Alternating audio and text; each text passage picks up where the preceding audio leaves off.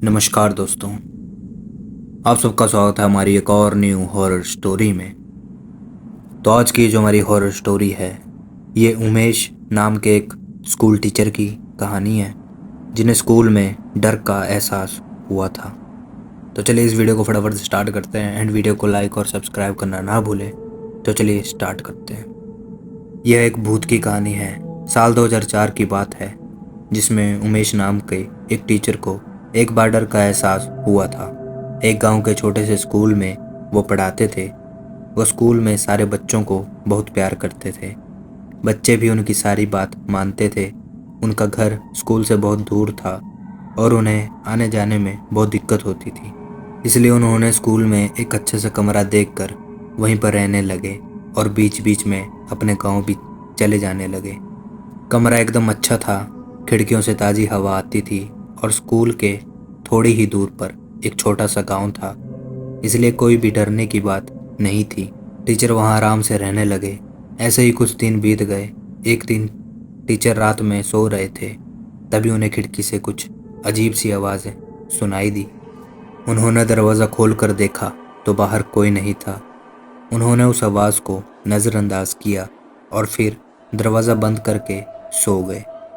दूसरे दिन भी रात के समय फिर खिड़की से आवाज़ आने लगी। टीचर ने थोड़ा गुस्से में कहा, कौन है खिड़की पर जो इतनी रात को हमें परेशान कर रहा था।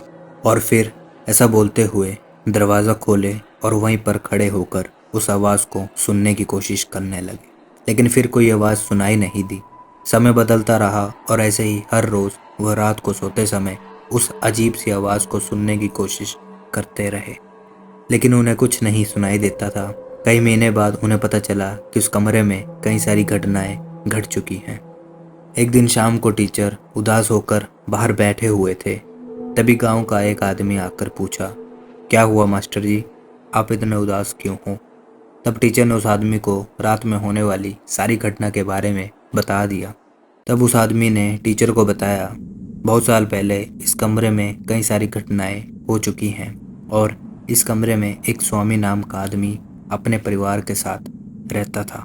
किसी कारण से उसके परिवार वाले ही उसकी हत्या कर दिए और इस कमरे को छोड़कर भाग गए। तब से लेकर आज तक इस कमरे में हमेशा भूत का वास रहता है और रात को आते जाते लोगों को परेशान करता है। टीचर इस बात को सुनकर काफ़ी डर गया था और कमरे में जाने की हिम्मत नहीं कर रहा था। जैसे तैसे करके रात गुजारा और दूसरे दिन ही वो स्कूल छोड़कर हमेशा हमेशा के लिए अपने गांव चला गया और कभी उस कमरे को देखने के लिए भी नहीं आया, क्योंकि उसे डर का एहसास होने लगा था। तो दोस्तों, ये थी हमारी आज की हॉरर स्टोरी। तो लाइक शेयर सब्सक्राइब ज़रूर करना। मिलता है आपसे एक और न्यू हॉरर स्टोरी के साथ। तब तक के लिए बाय बाय गाइस।